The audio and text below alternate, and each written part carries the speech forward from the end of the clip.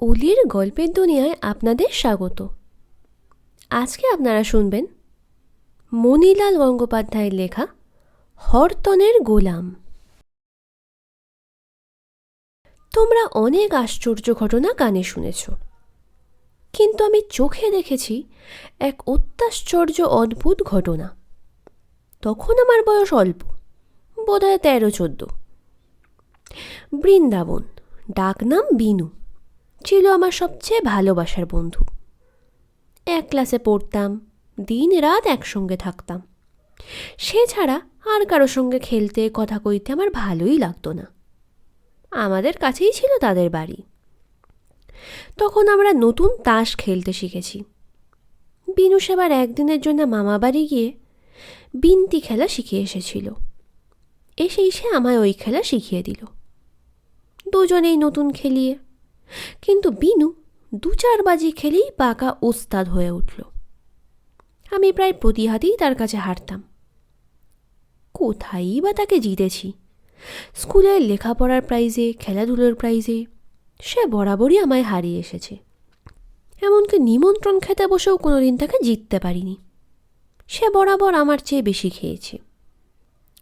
এক এক সময় আমার সন্দেহ হতো, আমার মায়ের স্নেহটিও বুঝি সে আমার চেয়ে বেশি করে জিতে নিল। কিন্তু এতে আমার দুঃখ ছিল না, কারণ তাকে যে আমি সত্যি সত্যিই ভালোবেসেছিলাম। রোজ সন্ধ্যার পর স্কুলের পড়া শেষ করে খাওয়া দাওয়া সেরে নিয়ে আমরা দুই বন্ধুতে আমাদের সদর বাড়ির পশ্চিম কোণে ভাঙা নহবতখানার নিচের অন্ধকার ঘরটায় লুকিয়ে বসে তাস খেলতাম। এই ঘরটায় পুরাকালে কে থাকতো আমি জানি না। এবারে যখন জমজমাট ছিল, তখন হয়তো কর্তাদের সানাইওয়ালারা এইখানেই বসবাস করত। এখন এখানে দিনে রাতে কারো পায়ের ধুলো পড়ে না, এক চুপি চুপি আমাদের ছাড়া। এই ঘরটা আমাদের দুই বন্ধুর ভারী মনের মতো ঘর ছিল। এর মধ্যে বাড়ির ভেতরকার তাড়াহুড়া এসে পৌঁছাতে পারত না। আমরা দুজনে পায়রার খোপের মতো একটুখানি জায়গায় বেশ নির্জনে নিশ্চিন্তে মুখোমুখি বসে মনের সুখে অবিরাম গল্প করতে পারতাম। আমাদের ছুটির দিনগুলো নির্বিঘ্নে নিবিড় আনন্দে কাটত এই ঘরখানির কোলে মাথা রেখে শুয়ে। বিনু নিজের হাতে ওই ঘরের একটি কোণ পরিষ্কার পরিচ্ছন্ন করে রাখত। এর কোনো আবরণ ছিল না। এর সমস্ত অভাব ও দৈনকে আমরা আমাদের অন্তরের আনন্দ দিয়ে ঢেকে রেখেছিলাম। নইলে সেই কঙ্কালসার জীর্ণ অন্ধকার কোটরের মধ্যে আমাদের কচি দুটো প্রাণ কিছুতেই তিষ্ঠতে পারত না। বিনু মামার বাড়ি থেকে একজোড়া তাস সংগ্রহ করে এনেছিল। বোধহয় তার মামাদের আড্ডার পরিত্যক্ত তাস। তাস জোড়াটা ছিল খুবই পুরনো, ভদ্র সমাজে নিতান্তই অচল।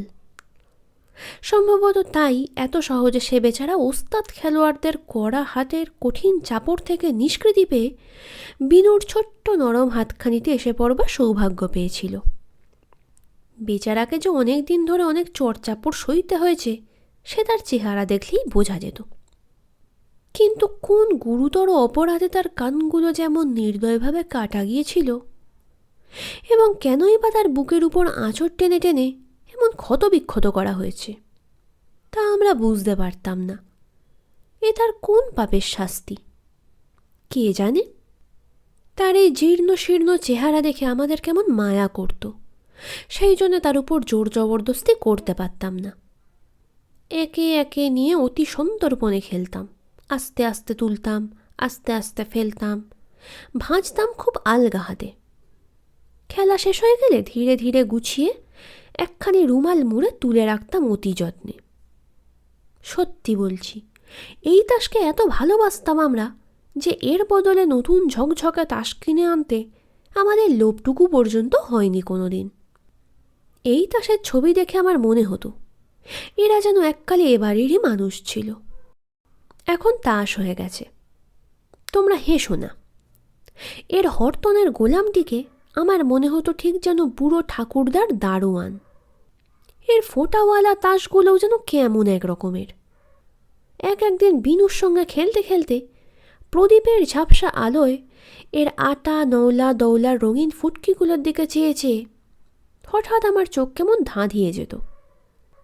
মনে হতো আমি যেন তাদের ওই ফুটকিগুলোর ফাটলের মধ্যে দিয়ে কত দূর চলে গেছি। সে যেন কতকালের আগেকার কোনোখানে, যারা অনেক কাল আগে এখানে ছিল তাদের কাছে। সেখানে কি দেখতাম কি শুনতাম মনে নেই, কিন্তু সেসব দেখে শুনে কেমন তন্ময় হয়ে যেতাম। হঠাৎ বিনুর ডাকে আবার ফিরে আসতাম। সে ধমক দিয়ে বলতো, কি বসে বসে ভাবছিস, খেল না।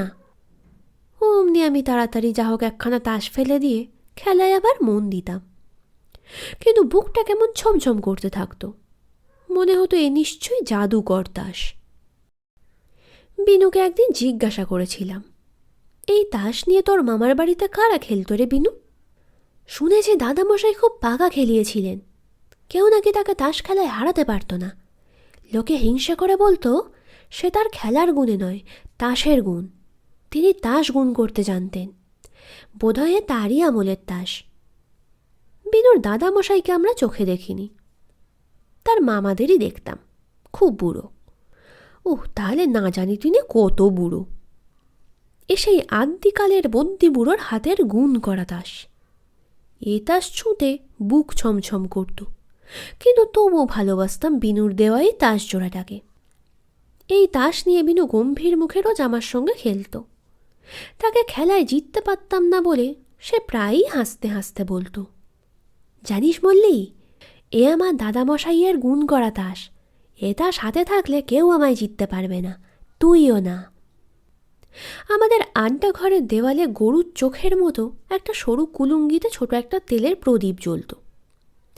আমাদের বসবার কোণটুকু আলো করে, বাকি ঘরটা অন্ধকারের আবছায়ায় পড়ে থাকত কালো চাদর মুড়ি দিয়ে। খেলা জমে উঠত, সঙ্গে সঙ্গে রাতের অন্ধকারও জমে উঠত। একে একে বাড়ির সব প্রদীপ নিভে যেত। ঘরের পাশে সরু গলির পথটা ক্রমে নির্জন হয়ে আসত। চৌধুরী বাড়ির দোতলার জানলা থেকে যে এক ফালি সরু আলো এসে অন্ধকার গলির উপর পড়ত, ক্রমে সেটুকুও অস্ত যেত। গলির ফাঁকটা ভরাট হয়ে উঠত জমজমাট অন্ধকারে। আর সেই কালো পাথরের মতো অন্ধকারের উপর দিয়ে মাঝে মাঝে শুনতাম কে যেন পায়চারি করছে, লাঠি হাতে, খড়ম পায়। তারপরেই খুব দূর থেকে একটা খেকি কুকুর বুক ফাটানো কাতরে উঠত। আর অমনি ঝুলের ঝালর ও মাকড়সার জাল দিয়ে ঘেরা আমাদের ঠাকুরদার আমলের পুরনো ঠাকুর দালানের কালপ্যাঁচা ও চামচিকে বাদুরগুলো অন্ধকারের মধ্যে কখনো হুসহুস কখনো হিসি শব্দ করে তাদের বাচ্চাগুলোকে সাবধান করে দিত। আর মাঝে মাঝে ফটফট করে হাততালির আওয়াজে কাকে যেন আমাদের ঘরের দিকে তাড়িয়ে দিত। ওই বুঝি সে এলো। এই ভাবতে ভাবতে আমার সর্বাঙ্গ অসাড় হয়ে আসত। হাতের তাস মাটিতে নামতো না। বিনু ধমক দিয়ে বলতো, কি করছিস, খেল না। তার এই ধমকা দিতে আমার চটকা ভাঙত। আর সঙ্গে সঙ্গে চারদিকের ওই বিশ্রী শব্দগুলোও যেন ভয়ে ভয়ে চুপ করে যেত। তা যদি না হতো তাহলে বোধহয় ঘর থেকে ছুটে আমি বাবার কাছে পালিয়ে যেতাম, কিছুতেই বিনুর সঙ্গে খেলতাম না। সেদিন খেলা আরম্ভ করতেই হঠাৎ খুব জোরে ঝড় বৃষ্টি এলো। একটা ঝড়ের দমকা আমাদের কোলের তাসগুলোকে উল্টে পাল্টে ভেস্তে দিয়ে ঘর থেকে খানিকটা ঝুল ধুলো উড়িয়ে নিয়ে চলে গেল। বিনু বললে, মল্লি, দরজা জানলাগুলো বন্ধ করে দে। আমি উঠে জানলাগুলো বন্ধ করতে লাগলাম। পশ্চিমের জানলাটায় হাত দিতেই কে যেন সজোরে আমার হাতে একটা ঝাঁকানি দিয়ে শেকহ্যান্ড করে চলে গেল। আমি তাড়াতাড়ি হাতটা ঘরের ভিতর ঢুকিয়ে নিলাম। কিছু বুঝতে পারলাম না, বুকটা ধুক ধুক করতে লাগলো। খেলতে বসেই সে বাজি জিতলাম। আশ্চর্য কাণ্ড, যা কখনো হয়নি তাই হলো। বিনুও অবাক। সে একটু বেশি করে মন দিয়ে খেলতে বসল, কিন্তু পরের বাজিও জিততে পারল না। আমার কেমন সন্দেহ হলো, এলোমেলো ঝড় এসে তাসের জাদুটা উড়িয়ে নিয়ে গেল নাকি। আমি ক্রমাগতই জিততে লাগলাম, কিন্তু আমার কেমন মনে হচ্ছিল এ জেতায় আমার কোনো বাহাদুরি নেই। প্রতিবারেই এমন তাস আসছিল যে খেললেই পিঠ পাওয়া যায়। কে যেন ম্যাজিক করে ভালো ভালো তাসগুলো বেছে বেছে আমার হাতে তুলে দিচ্ছে। বিনু বারবার হেরে একটা দীর্ঘশ্বাস ফেলে বলে উঠল, আজ আমার পর্দা খারাপ পড়ল দেখছি। তার এই দীর্ঘশ্বাসটি আমার বুকে গিয়ে বাজল। আমি চঞ্চল হয়ে উঠলাম। আমার মন কেঁদে বলতে লাগলো, আমি জিত চাই না, বিনু জিতুক। আমি ফোন করে বিনুকে জিতিয়ে দেওয়ার জন্য হাঁকু পাঁকু করতে লাগলাম, কিন্তু কিছুতেই কিছু হলো না। আজকের ওই ঝড়ে কেমন যেন সব এলোমেলো হয়ে গেছে। বিনু ফেলল হরতনের বিবি। তাকে সেই পিঠটা দেবার জন্য আমি তাড়াতাড়ি খেললাম গোলাম, কিন্তু পিঠ তোলার সময় দেখা গেল গোলামটার চেহারা বদলে সাহেব হয়ে গেছে। কাজেই পিঠটা আমাকেই নিতে হলো। পরের হাতে আমি খেললাম চিঁড়ের 10। আমি জানতাম বিনুয়ে 10 ফোঁটার লোভ কিছুতেই ছাড়তে পারবে না, সে নিশ্চয়ই গোলাম দিয়ে পিঠটা নেবে। বিনু ফেললও গোলাম, কিন্তু আমার 10খানা হঠাৎ 2 ফোঁটা চুরি করে নিয়ে কেমন করে যে আটা হয়ে গেল আমি কিছুতেই বুঝতে পারলাম না। আমি অবাক। বিনু বাজি হেরে গোঁ হয়ে বসে রইল। রাগ হলে বিনুর বড় বড় চোখ দুটো আরও বড় হয়ে উঠতে দেখেছি, কিন্তু আজ যেন অস্বাভাবিক রকমের বড় হয়েছে বলে মনে হতে লাগলো। সেবারের খেলাতে তার হাতের ফ্রাই ইস্কাবনের 10খানার উপর চিঁড়ের সাতা পাশিয়ে দিতে গিয়ে যখন সেটা রঙের সাতার তুরুপ হয়ে গেল, তখন তার সেই হঠাৎ বড় হয়ে যাওয়া চোখ দুটো কেমন একরকমভাবে বিস্ফারিত করে সে আমার দিকে চাইল। সে চাউনিতে আমার সর্বশরীর ঝিমঝিম করে এলো। বিনুকে ভয়ে ভয়ে বললাম, ভাই আর খেলে কাজ নেই, চলো যাই। বিনু সে কথা কানেই তুলল না। ক্রমে রাত গভীর হয়ে এলো। মনে হলো বাড়ির সবাই ঘুমিয়েছে। আমাদের এ ঘরখানারও যেন ঘুম ধরেছে। এর দরজা জানালা ইট কাঠ ঘুমে ঢুলছে। প্রদীপের আলোটা থেকে থেকে কেবল হাই তুলছে। কড়িকাঠের খোপে খোপে চড়াই পাখিগুলো গল্প শেষ করে শুয়ে পড়েছে। চারদিক নিস্তব্ধ, নিঝুম। হাতের তাসগুলোর দিকে চেয়ে দেখি সাহেব বিবিদের চেহারা ঘুমে জড়িয়ে আসছে। ক্রমে ক্রমে মনে হলো সমস্ত পৃথিবীটাই যেন ঘুমের ঝোঁকে দুলছে। আমিও তার সঙ্গে দুলতে লাগলাম। হঠাৎ চটকা ভাঙল চৌধুরী বাড়ির ঘড়ির শব্দে। সেই শব্দ অন্ধকারের ঘুম ভাঙাতে ভাঙাতে অনেক দূর চলে গেল। ও কি, ও কিসের শব্দ? কড়িকাঠের কাছে ওই কোণের গর্ত থেকে কে এমন বিশ্রী সুরে নিঃশ্বাস টানছে। আমি চমকে উঠে বিনুকে জিজ্ঞাসা করলাম, ও কিসের শব্দ ভাই? বিনু কথা কইল না, শুধু তাস থেকে চোখ তুলে কড়িকাঠের দিকে চাইল। আর আমার মনে হলো তার সেই ড্যাব ড্যাবে চাহনিটা চোখ থেকে ঠিকরে বেরিয়ে কড়িকাঠের অন্ধকার কোণে এঁটে রইল, জল জল করে চেয়ে আমার দিকে। বিনুকে আমি কান্নার সুরে বললাম, ভাই আমার বড় ঘুম পেয়েছে।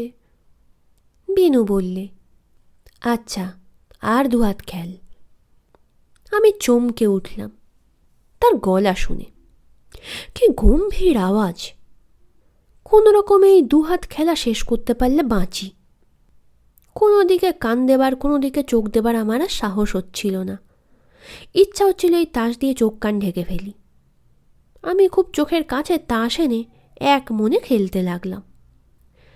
সে হাত বিনু খেলেছিল রঙের নওলা। আমার হাতে গোলাম ছিল, কিন্তু পিঠ নেবার ইচ্ছা ছিল না। কি করে লুকোলে বিনু সেটা ধরতে পারবে না ভাবছি। বিনু বলে উঠল সেই রকম বিষম ভারী গলায় ঘর কাঁপিয়ে, গোলামটা আছে তো? ভয় হলো ধরা পড়ে গেছি। বাঁ হাতে তাসের শাড়ি থেকে চট করে হরতনের গোলামটা তুলে নিয়ে হরতনের নওলার উপর ফেলতে গিয়ে দেখি সামনে নওলা নেই, বিনুও নেই। হ্যাঁ, বুকটা ধক করে উঠল। এপাশ ওপাশ চেয়ে দেখি শুধু বিনু নয়, একখানি তাসও নেই। বোঁ করে মাথাটা ঘুরে গেল। চোখে অন্ধকার দেখলাম। গা হাত পা ঝিমঝিম করতে লাগলো। ঘরের 4 কোণ থেকে 4টে বিকট হাসি খিলখিল শব্দে ছুটে বেরিয়ে গেল। আর উপরে নহবতখানা থেকে ঢাক ঢোল কাশি বাঁশি সব একসঙ্গে বেজে উঠল। আমি কাঁপতে কাঁপতে মাটিতে শুয়ে পড়লাম। মনে হলো আমার হাত পায়ের সমস্ত খিল যেন আলগা হয়ে গেছে। উঠে হেঁটে পালাবার আর উপায় নেই। আমার কান্না আসতে লাগলো। বিনু, আমার বিনু কোথায় গেল? উপর থেকে ভাঙা কাশিখানা ফাটা আওয়াজে বলতে লাগলো, কই না তো। আমি খুব চেঁচিয়ে ডাকলাম, বিনু, কিন্তু আমার গলার স্বর মুখ দিয়ে না বেরিয়ে পেটের ভেতর চলে গেল, ঘুরতে ঘুরতে গুঁ গুঁ শব্দে। একবার আশা হলো বিনু হয়তো বাইরে গেছে, এখনই আসবে। কিন্তু বাঁ হাত থেকে ডান হাতে তাসটা নিয়েছি মাত্র। এই এতটুকু সময়ের মধ্যে সে এত বড় ঘর পেরিয়ে বাইরে গেল কেমন করে? হয়তো আমি অন্ধকারে দেখতে পাইনি, তাই হবে এই মনে করে দরজার দিকে এগিয়ে গেলাম। কিন্তু গিয়ে দেখি এ কি, যেমন খিল বন্ধ করেছিলাম ঠিক তেমনই আছে। তবে তবে সে কেমন করে বাইরে গেল? হঠাৎ মনে হলো বিনু আমাকে ভয় দেখাবার জন্য এই ঘরের মধ্যে লুকিয়ে নেই তো। কিন্তু কোথায় লুকোবে? ঘর যে ফাঁকা।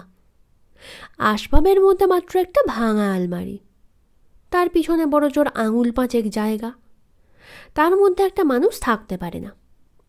তবু সেখানটা একবার দেখলাম। ঘরের একোণ ওকোণ এধার ওধার প্রদীপ ধরে দেখলাম তন্ন তন্ন করে, কিন্তু সে কোথাও নেই, কোথাও নেই। কতক্ষণ পড়ে পড়ে কেঁদেছিলাম জানি না। যখন ঘর থেকে বেরিয়ে এলাম তখনও কান্নার জলে আমার চোখ ঝাপসা। রাত তখন নিশুতি, চারদিক নিঝুম, কেউ কোথাও নেই। কেবল আমাদের 3 মহল প্রকাণ্ড বাড়িখানা দেখলাম ভয়ঙ্কর আতঙ্কে কাঠ হয়ে দাঁড়িয়ে আছে। তার জন্য সর্বাঙ্গে কাঁটা দিয়ে উঠেছে। চৌধুরীদের চৌতলার চিলের ছাদটা আমাদের দিকে এতখানি গলা বাড়িয়ে জিজ্ঞেস করল, কি হলো রে, কি হলো, কোথায় গেল? পশ্চিম কোণের ঢ্যাঙা সুপুরি গাছটা কিচ্ছু না বলে শুধু ডিঙি মেরে আকাশের দিকে মুখ তুলে ইশারায় দেখিয়ে দিল। আমাদের বাড়ির ঠিক মাথায় একটা মস্ত বড় কালো পাখি তাসের মতো নানা রঙে চিত্রবিচিত্র করা ডানা মেলে মেঘের ধার দিয়ে অন্ধকারে ভেসে চলেছে, কাকে ঠোঁটে নিয়ে।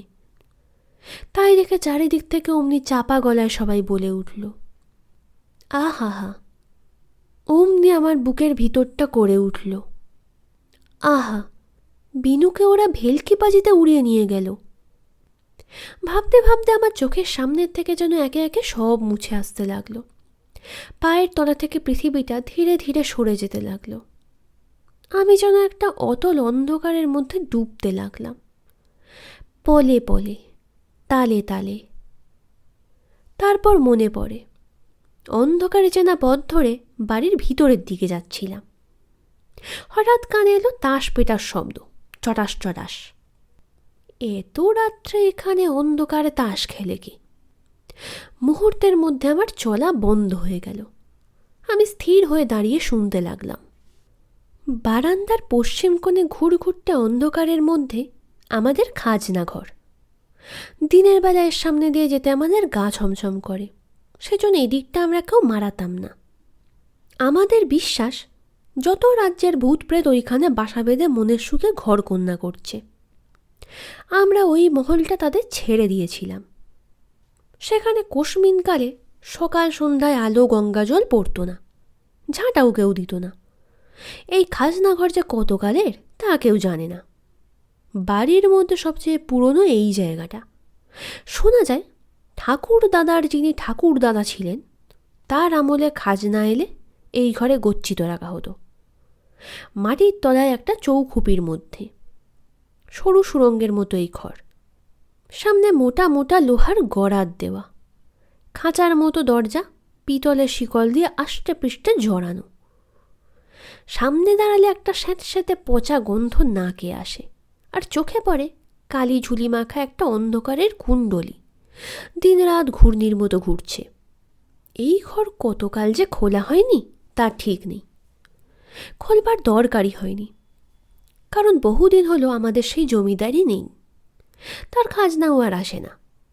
ঠাকুমার মুখে গল্প শুনেছি, আমার ঠাকুরদাদার যিনি দাদামশাই ছিলেন তার অগাধ টাকা ছিল, একটা রাজরাজরারও তেমন থাকে না।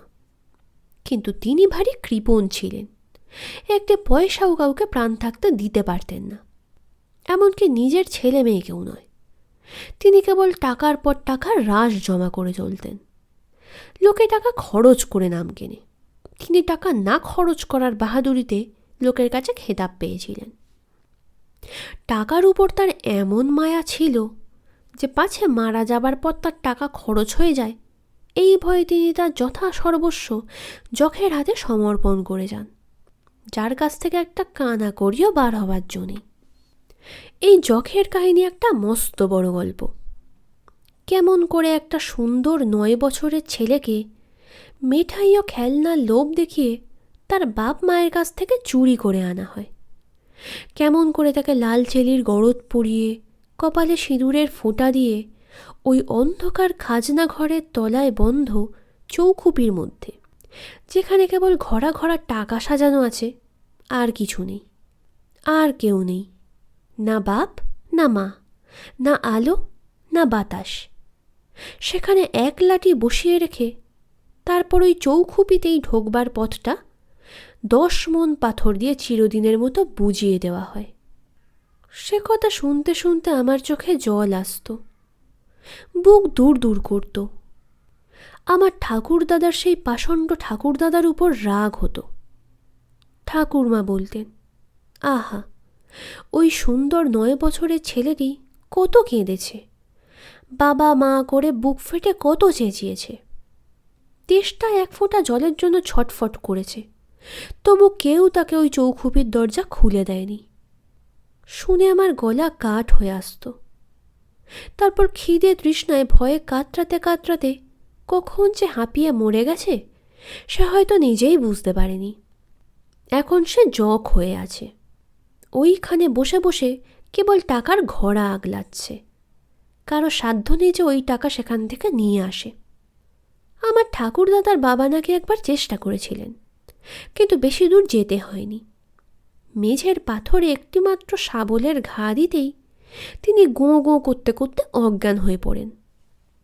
3 দিন তার কাঁপুনি ছিল, 7 দিন তার মুখে রা ছিল না।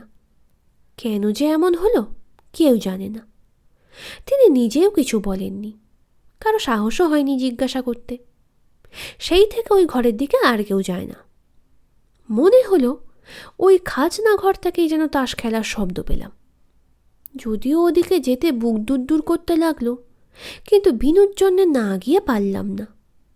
যদি সে ওখানে থাকে, যদি সে আমায় দেখতে পেয়ে ছুটে আসে।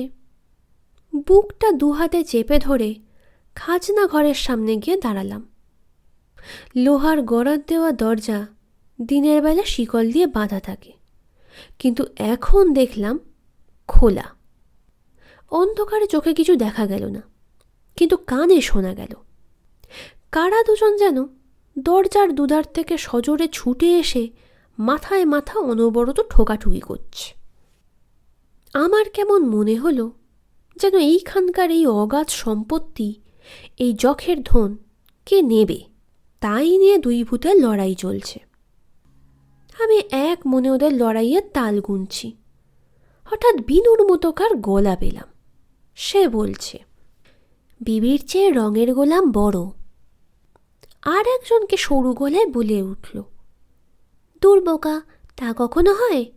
গোলাম হলো সাহেব বিবির চিরকালের গোলাম, হলোই না সে রং মেখেছে। গোড়ায় গোড়ায় আমিও একদিন বিনুকে বলেছিলাম, গোলাম কেন বিবির চেয়ে বড় হবে? বিনু বলেছিল, এই রকম যে নিয়ম। আজও আবার সেই কথা উঠেছে। এও তাহলে আমাদের মতো নতুন খেলিয়ে দেখছি। তারপর আবার শুনলাম, তুই কিচ্ছু খেলতে পারিস না, মল্লি তোর চেয়ে ঢের ভালো খেলে। বিনু আমায় ডাকতো মল্লি বলে। মনে হলো আমার যখন নাম করছে এ তখন নিশ্চয়ই বিনু। বিনুর গলায় আমার নাম শুনে ওই ঘরের মধ্যে ছুটে যাবার জন্য আমার প্রাণটা আকুলি বিকুলি করতে লাগলো, কিন্তু পারলাম না। ভয় হলো, পাছে ওই দুটো পাগলা ভূতের মাথা ঠোকাঠুকির মধ্যে পড়ে থেঁতলে যাই। আমি চুপ করে সেখানে দাঁড়িয়ে রইলাম। হঠাৎ অন্য ছেলেটি চেঁচিয়ে উঠল, হরতনের গোলাম কোথায় গেল? হরতনের গোলাম? ভারী আশ্চর্য, ভারী আশ্চর্য। এই ছিল, এই নেই, চোখের পাতা ফেলতে ফেলতেই উড়ে গেল।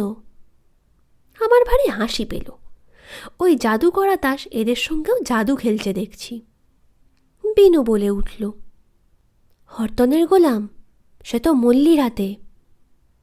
আমি নিজের হাতের দিকে চেয়ে দেখি সত্যিই তো সেই হরতনের গোলাম, যা দিয়ে বিনুর নৌলার পিঠ নিতে গিয়েছিলাম, সেখানে আমার হাতেই রয়েছে তো। অন্য লোকটা বলে উঠল, কই হ্যাঁ, মল্লিবাবুকে পাকার কেলে আও। সেই শুনে আমি তাড়াতাড়ি হরতনের গোলামখানা খাজনা ঘরের ভিতরে ছুঁড়ে দিয়ে এক ছুটে নিজের শোবার ঘরে পালিয়ে এলাম। ঘরে এসেও ভয়ে বুকটা ধকধক করতে লাগলো। এই বুঝি সে এসে আমায় জাপটে ধরে নিয়ে যায়। আমি পা থেকে মাথা পর্যন্ত চাদর মুড়ি দিয়ে মরার মতো পড়ে রইলাম। খানিকক্ষণ কেউ এলো না। তারপর কি একজন খসখস শব্দে বারান্দা দিয়ে চলে গেল। বোধহয় আমার ঘর চিনতে পারেনি। আমি হাঁফ ছেড়ে বাঁচলাম। নিশ্চিন্ত হয়ে পাশ ফিরতে যাচ্ছি, এমন সময় কে আবার তড়াক করে আমার বিছানায় লাফিয়ে উঠল। আমি ভয়ে কাঠ। যে এলো সে খানিক বিছানার এদিক ওদিক ঘুরে ঘুরে আমার গা শুকে শুকে বেড়াতে লাগলো। তারপর আমার মাথার কাছে এসে মুখ ঢাকা চাদরখানা ধরে সজোরে টানতে লাগলো। মুখ খুলে দেখবে। ওরে বাবা রে! আমি প্রাণপণে চাদরখানা আঁকড়ে রইলাম, কিছুতেই মুখ খুলতে দিলাম না। তারপর সে পায়ের দিকে গেল। তার নিঃশ্বাসের হাওয়ায় আমার পা দুখানা ঠান্ডা হিম হয়ে এলো। আমার পা ধরে হিড়হিড় করে টেনে নিয়ে যাবে না তো? ভয়ে পা গুটিয়ে নেওয়ার চেষ্টা করলাম, পারলাম না। খানিকক্ষণ চুপ করে রইল, বোধহয় কি ভাবল। তারপর আমার পাশে এসে ধূপ করে শুয়ে পড়ল। সর্বনাশ! এখন কি করি? কিন্তু ঠিক সেই সময় আমার পুষ্যি বেড়ালটা ম্যাও শব্দে ডেকে উঠতেই সে তড়াক করে বিছানা থেকে লাফিয়ে পালিয়ে গেল। পুষিকে কাছে পেয়ে আমার ভয় অনেক ভেঙে গেল। তখন আবার বিনুর ভাবনা এলো, তাহলে কি সত্যি বিনুকে ওরা ওইখানে ওই চৌখুপির মধ্যে নিয়ে গেল? সেখান থেকে সে পালিয়ে আসবে কি করে? এই সব ভাবছি, হঠাৎ কে কানের কাছে মুখ এনে খুব চুপি চুপি ডাকল, মল্লি ভাই মল্লি, বিনুর কাছে যাবে? বিনুর কাছে? আমি ধর্মর করে উঠে বসলাম। বিনুর কাছে যাবার জন্য বুকটা লাফিয়ে উঠল, কিন্তু ভারী ভয় হতে লাগলো, যদি আর ফিরে আসতে না পারি। ভয় কি? চলো না, বিনু তোমার জন্য বড় কাঁদছে। বিনুর কান্নার কথা শুনে আমার বুক ফেটে যেতে লাগলো। আমি ফোঁপাতে ফোঁপাতে বলতে লাগলাম, ওগো, তোমার দুটি পায়ে পড়ি, বিনুকে আবার ফিরিয়ে এনে দাও। বিনুর জন্য আমার বড্ড মন কেমন করছে। আমার কান্না শুনে সে চুপি চুপি ঘর থেকে বেরিয়ে গেল। যাবার সময় দেখলাম একটা মস্ত পাগড়িওয়ালা চেহারা, ঠিক যেন হরতনের গোলাম। এই হরতনের গোলামটিকে তাসের মধ্যে সবচেয়ে আমি বেশি ভালোবাসতাম। আমাদের বাড়িতে যে বুড়ো থুরথুরে দারোয়ান ছিল ঠাকুরদাদার আমলের, তাকে খুব ছেলেবেলায় দেখেছিলাম। অল্প অল্প চেহারা মনে পড়ে, কিন্তু বেশ মনে আছে। রোজ সকালে সে একটি করে রসমুন্ডি আমায় খাওয়াতো। কি মিষ্টি লাগতো সেই রসমুন্ডি, এখনও যেন তার স্বাদ মুখে লেগে আছে। আমার মনে হলো এই হরতনের গোলাম যেন সেই বুড়ো দারোয়ান, এখন তাসের ছবি হয়ে গেছে। সে বোধহয় আমার কান্না দেখে লাঠি হাতে বিনুকে খুঁজে আনতে গেল। আবছায়া মতো মনে পড়ে ছেলেবেলায় আমার পুষ্যি বেড়ালটা হারিয়ে যেতে আমার কান্না দেখে সে এমনি করে একদিন তাকে খুঁজে আনতে বেরিয়েছিল। কতক্ষণ গেল। ঘরের ঘড়িটা টক টক শব্দ করতে করতে কত দূর চলে গেল। মনের মধ্যে কত ভাবনা এলো, তবু বিনু এলো না। হায়, সে কি আর আসবে? ওই ভয়ঙ্কর চৌখুপি ঘর, যার সামনে দুটো ভীষণ ভূত মাথা ঠোকাঠুকি করছে অনবরত, সেখান থেকে বিনুকে কে উদ্ধার করে আনবে? ভাবতে ভাবতে আমার শরীর এলিয়ে আসতে লাগলো, চোখের পাতা জড়িয়ে আসতে লাগলো। কপালে যেন কে নরম ঠান্ডা হাত বুলিয়ে দিল, আর অমনি এক নিমেষে মনে হলো আমি যেন একখানা তাসের ওপর শুয়ে কোথায় চলেছি, হাওয়ার সঙ্গে ভেসে ভেসে।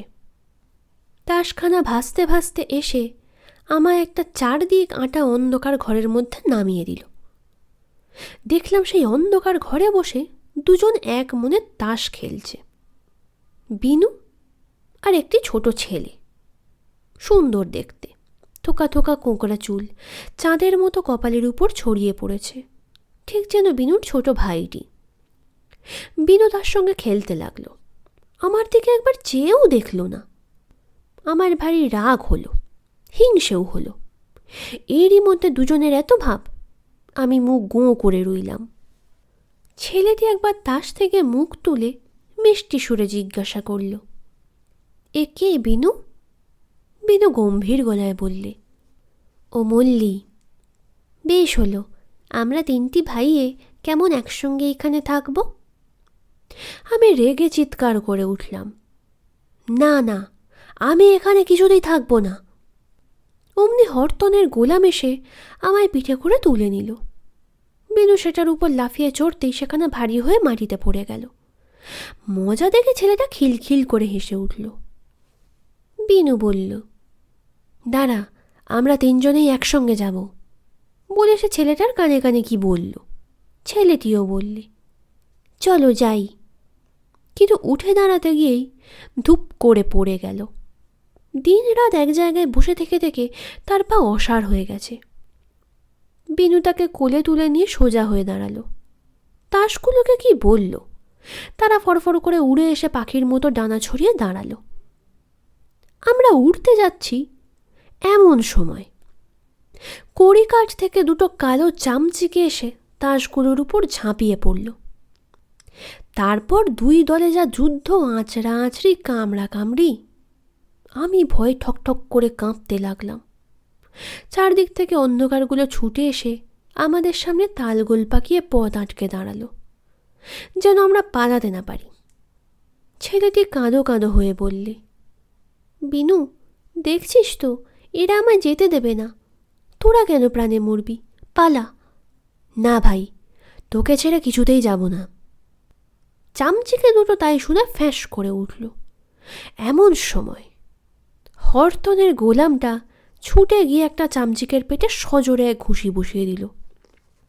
চামচিকেটা তার ধারালো নখ দিয়ে হরতনের গোলামখানাকে আঁকড়ে ধরে মাটিতে গড়িয়ে পড়ল।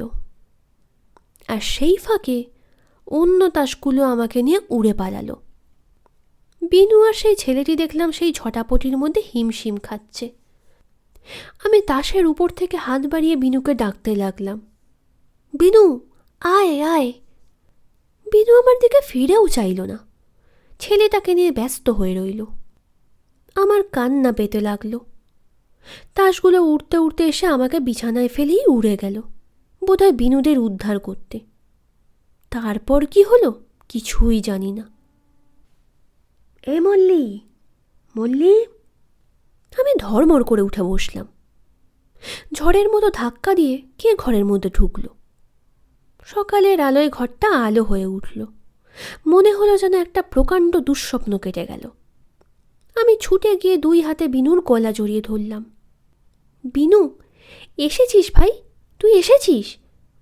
আসবো না তো কি?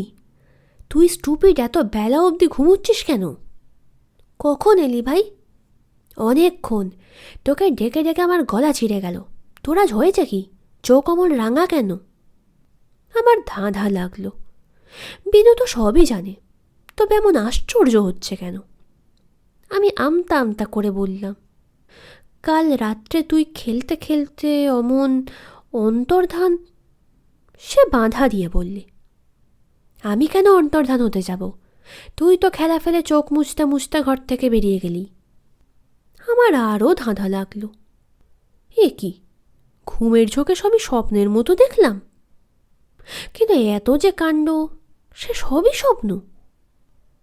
ইচ্ছে হচ্ছিল আগাগোড়া সব কথা বিনুকে খুলে বলে হিয়ালিটা পরিষ্কার করে নি, কিন্তু পারলাম না। দিনের আলোয় কথাগুলো এমন অদ্ভুত বোধ হতে লাগলো যে বলতে লজ্জা হলো। আমার ভূতের ভয়ের জন্য বিনু যা আমায় ঠাট্টা করে। কি ভাবছিস, চল বাইরে যাই। আমরা দুই বন্ধুতে সেই বাইরের ঘরে গিয়ে দেখি ঘরময় তাস ছড়ানো। সমস্ত দেহ তাদের ক্ষত বিক্ষত। তাদের বুকের উপর কে যেন মনের আনন্দে ধারালো নখ দিয়ে কেবল আঁচড়ের পর আঁচড় টেনেছে। বেশ বোঝা গেল রাত্রের মধ্যে খুব একটা মারামারি কাণ্ড হয়েছে। আমি সভয় বিনুর দিকে চেয়ে বললাম, বিনু দেখছিস? সে একটা দীর্ঘশ্বাস ফেলে বললে, আমারই জন্যে তাসগুলো গেল। তোরই জন্যে? তার মানে? সেই চৌখুবি ঘর থেকে তোকে উদ্ধার করবার জন্যে? তাহলে তো সবই ঠিক। কিন্তু বিনুর মুখ দেখে কিছু বুঝতে পারলাম না। একটু ইশারা পাবার আশায় আমি বিনুকে আবার জিজ্ঞেস করলাম, কি করে এমন হলো বিনু? সে কোনো জবাব দিলে না, শুধু আঙুল দিয়ে ভাঙা আলমারিটা দেখিয়ে দিল। আমি আলমারি খুলতেই এক রাশ আরশোলা ফরফর করে ঘরময় ছড়িয়ে পড়ল। তারপর ডানা মেলে উড়ে অন্ধকার কোণের একটা গর্ত দিয়ে কোথায় চলে গেল, বোধহয় মাটির তলা দিয়ে সেই চৌখুপির মধ্যে। আমি হতভম্ব হয়ে চেয়ে রইলাম। বিনু বললে, তাসগুলো কুড়ো। আমি তাসগুলো কুড়িয়ে গুছিয়ে দেখি সবই আছে, কেবল একখানা নেই, সেই হরতনের গোলাম। তবে এই তো ঠিক মিলছে, সেই হরতনের গোলাম যাকে নিয়ে কাল রাত্রে ওই সমস্ত অদ্ভুত ঘটনার উৎপত্তি। সে নেই কেন? সে গেল কোথা? সে কোথায় আছে তা আমি জানি। সে আছে সেইখানে, সেই চারদিক বন্ধ চৌখুপির মধ্যে, যেখানে সেই 9 বছরের সুন্দর ছেলেটি চিরদিন একা অন্ধকারে বসে আছে। কালকের সব কাণ্ড বিনু নিশ্চয়ই ভুলে গেছে। সকালে ঘুম থেকে উঠে তার আর কিছুই মনে নেই। তার যে ঘুম, এমন তো আমারও এক একদিন হয়। রাতের ঘটনা স্বপ্ন দেখার মতো সকালে সব ভুলে যাই। কাল রাত্রে আমি যদি ঘুমিয়ে পড়তাম তাহলে আমিও হয়তো সব ভুলে যেতাম। আজ সকালে উঠে অবাক হয়ে ভাবতাম, তাই তো, হরতনের গোলাম বেচারা গেল কোথায়? গল্পটি ভালো লেগে থাকলে ভিডিওটিতে একটি লাইক করতে ভুলবেন না এবং বাংলা সাহিত্যের আরও গল্প শোনার জন্য চ্যানেলটি সাবস্ক্রাইব করে দেবেন।